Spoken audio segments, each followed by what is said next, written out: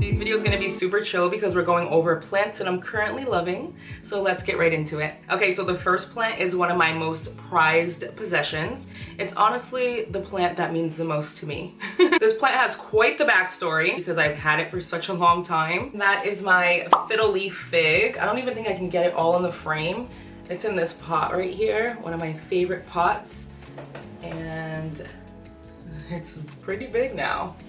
It's pretty big. I've had this plant for so long, and if you've been with me since I've started this little YouTube channel, you know that I used to have 2 fiddle leaf figs in leca, and honestly, more often than not, all of the leaves were coming out with edema, those red spotted leaves. I just noticed that my fiddle leaf figs in leca were not having that good of a time, so I did end up propagating them in water. I think one of them died, and this was the only one that I had left. Once I put the plant in water, all of the leaves did fall off of the plant, but the roots kept growing, so I just kept an eye on it. It was literally like a little stem this big that I had propagating in water, and eventually little tiny leaves started to come out, and the plant got to a point where it looked like this tiny little fiddle leaf fig flower, which was honestly my favorite stage that it was ever in. It was literally the cutest thing ever. This plant has been repotted so many times. After it started growing leaves, it just started getting bigger and bigger and bigger and bigger.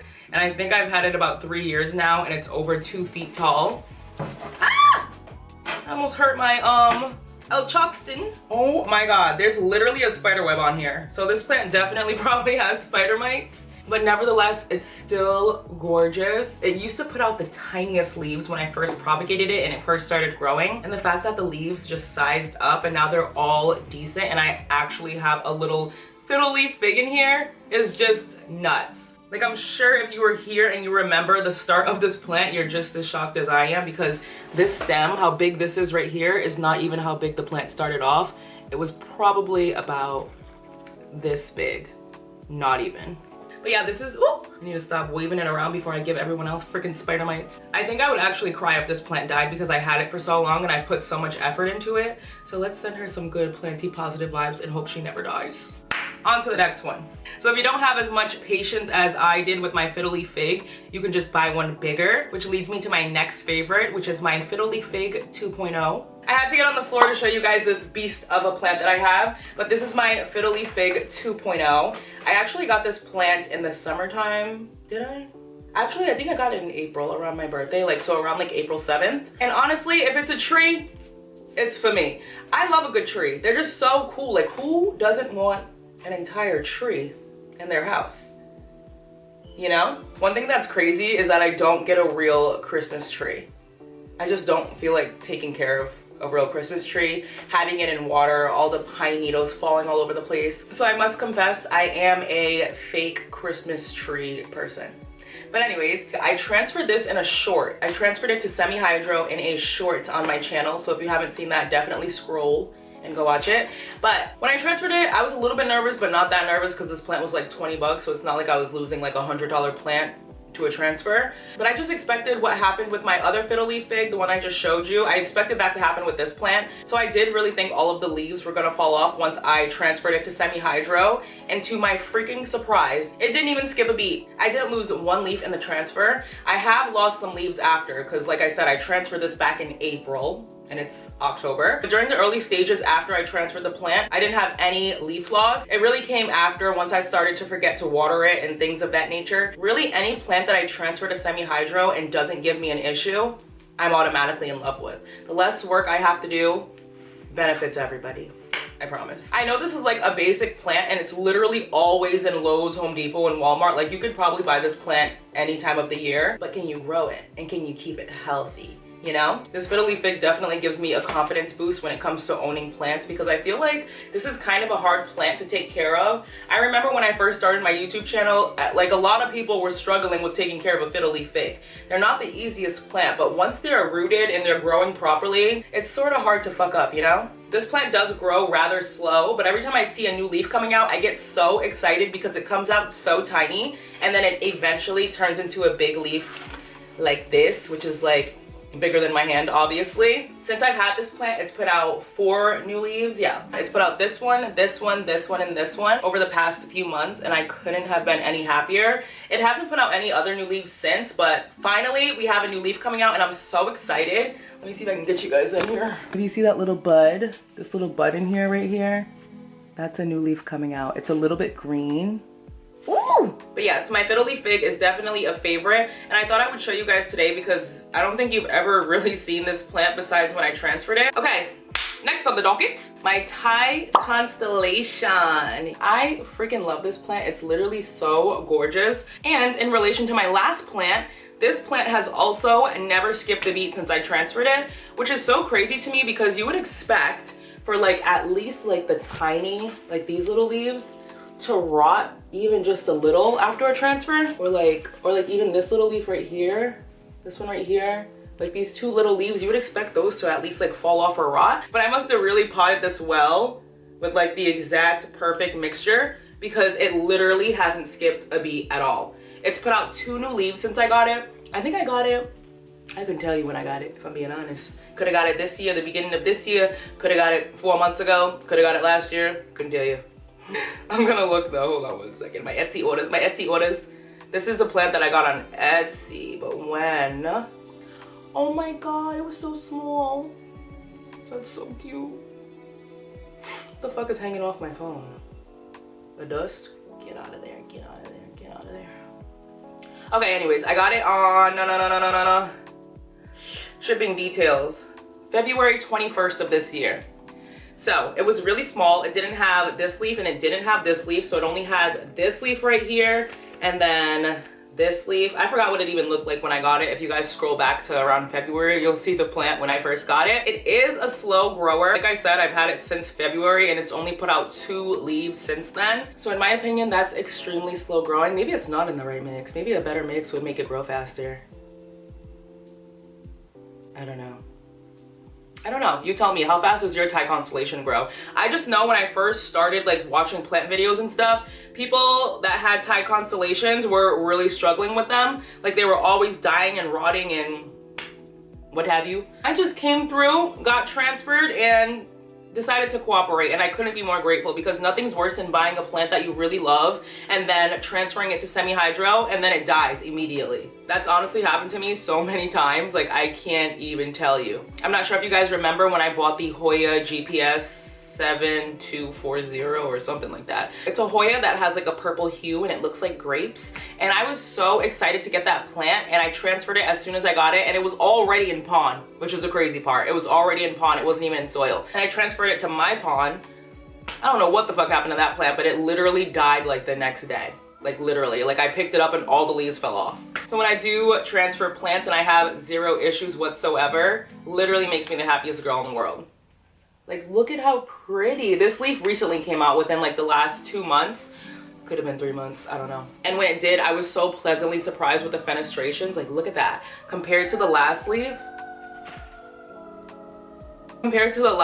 like I like the fenestrations. Like there's 3 nice big holes in there. But when I seen this, I was like, oh, okay.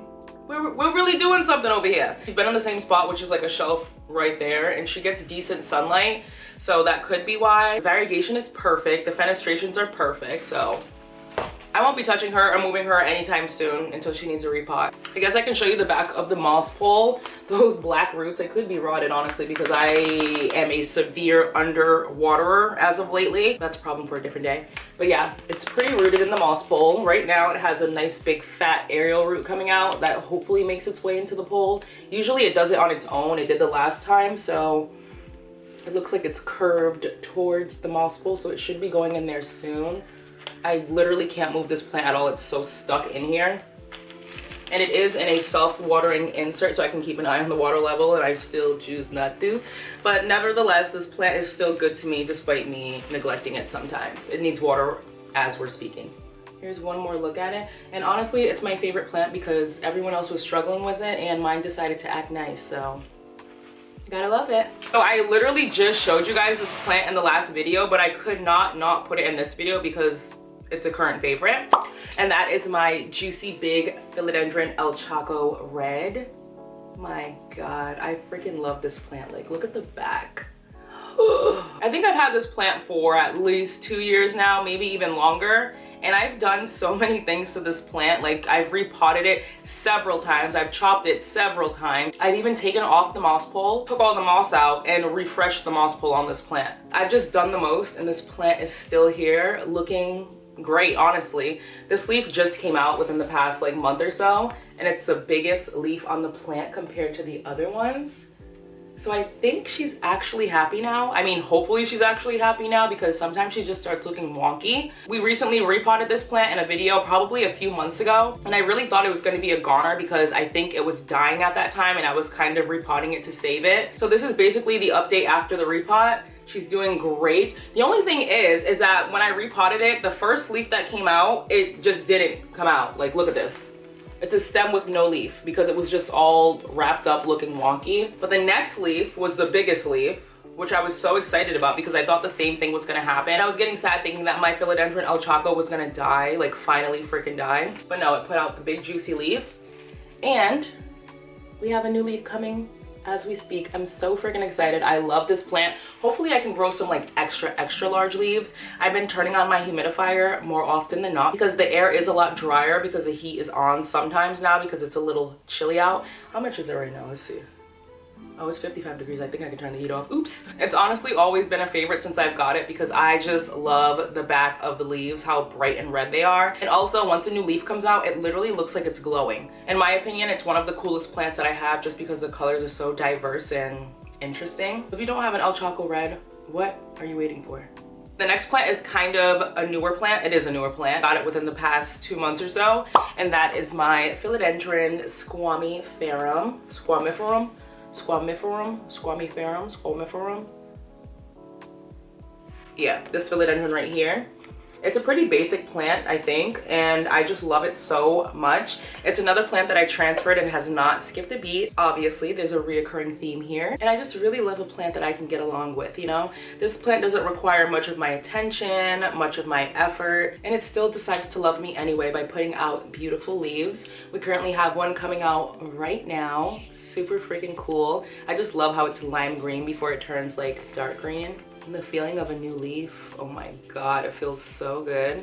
So silky, so smooth. But what I've really been enjoying about this plant is the fuzzy petiole. Like, can you believe it? Look at this thing. Like, it's super fuzzy and fun to touch. And right now, I don't have another plant with a fuzzy petiole, I don't think. Yeah, no. The closest plant that I have that's fuzzy is my Alocasia Jacqueline leaves. That's it. I just repotted my Alocasia Jacqueline and I thought she was a goner because the next day, whole plant was basically on the floor, drooped down, but I just forgot to water it. So I gave it some water and it perked right back up, and I'm so surprised because I don't think I've ever resurrected a Jacqueline after it's drooped down. So I would say that the philodendron squamiferum is a faster growing philodendron. Since I've already got 2 new leaves over the past like month and a half, I would definitely say this is a faster growing plant. If you have a slower growing philodendron, this is a nice one to add to your collection if you want a little bit of, you know, confidence, or you want to be a little bit more interested by your plants. This is definitely a good one to get. And I'm so happy I randomly picked this up and it was super cheap, which I also love. And I got it at my favorite plant shop. I transferred this plant to this Semihydro substrate in a self-watering pot a few videos ago, and I think some of you guys were telling me that this plant wants to be on a moss pole. So eventually when it matures just a little bit, I think I'm gonna stick it on a moss pole. I just honestly hate the way moss poles look, especially with philodendron. I like the moss pole combination of like a monstera and a moss pole, but like a philodendron on a moss pole of any kind is just like not that nice to me, unless it's like perfectly growing symmetrically on each side of the moss pole. I don't want it. And it's never like that when you first put it on a moss pole. So that's why I kind of like wait to put plants on moss poles now, because it's just not the look I'm really going for, you know? And it's a lot more effort to keep it watered and blah, blah, blah, blah, blah, blah, blah. So yeah, you don't have to tell me that it needs to go on a moss pole because I already heard that it, was it this plant? It could have been a different philodendron, I don't know, but this plant looks like it just spreads out so wide. Although I did see somebody have their philodendron squamiferum on a moss pole and I was like, shit, I should have potted mine with one. But it's kind of too late and it's doing too good for me to bother it, so we'll get to the moss pole when moss pole time comes. Okay, the next plant that I'm currently loving is a combination. So it's 2 plants in 1 pot. and I think that's why it's working out so good. But that's my Scindapsus Pictus slash Golden Pothos combo, and I'm honestly just so shocked at the growth of this plant. I don't have any other Scindapsus growing anywhere, I don't think, not properly at least, but this one has not skipped a beat since I potted it with my Golden Pothos. In my experience, Scindapsus have been extremely hard to keep in Semihydro. This is the only setup that has worked for me yet. I bought a few Scindapsus like hanging baskets in soil and transferred them to Semihydro over the years, and none of them have ever stuck and landed like this one. I'm not sure how long it's been in this pot, but it's been like probably a year now, and it just keeps getting longer, and it's honestly growing faster than the Golden Pothos. Like most of the Pothos is up here and it's not even trailing yet really. Like the most trail we have is like right here, and that's barely trailing. The Scindapsus is absolutely taking off, and it's just so beautiful. Honestly, if I had a whole collection or like a whole wall full of this exact Scindapsus, I'd be one happy lady. It's just such beautiful foliage. Like I don't know what it is about these little leaves. They're kind of thick, they have speckles on them, and they're dark green. They're just so pretty. And every time I look at this plant, I'm just so proud that I actually finally got a Scindapsus to grow freaking properly. So you can see the root system down there. They could use a little bit of a topping off with the water. But yeah, I love these pots. I feel like a lot of the time when I put plants in these pots, they do extremely well. And these are linked in my Amazon storefront if you want them. So yeah, my Scindapsus slash Golden Pothos mix, definitely a favorite. I can't wait to see how long this plant gets. That does bring me to the end of today's video. Thank you so much for watching. Give me a thumbs up if you did enjoy it. Subscribe to my channel if you haven't already. Don't forget to follow me on Instagram at Mother of Plants and on Etsy at Palace of Propagations. And until my next video, bye guys.